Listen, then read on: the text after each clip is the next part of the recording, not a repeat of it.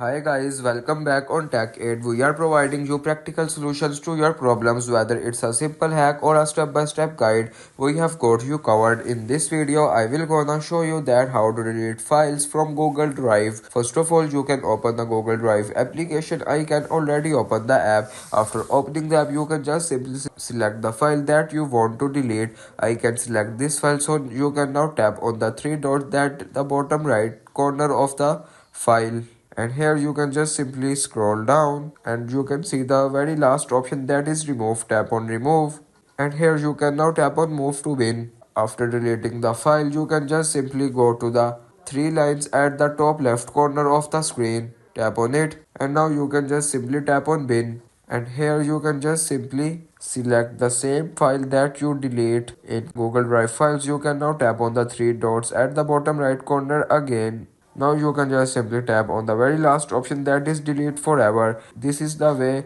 you can delete files from Google Drive if you want to keep your online activity private and access to restricted contents like I do. Trying using a VPN, it's secure, easy to use and makes a browsing safer. The link to buy is in the description below. If this tutorial helped, don't forget to like the video and subscribe for more practical solutions.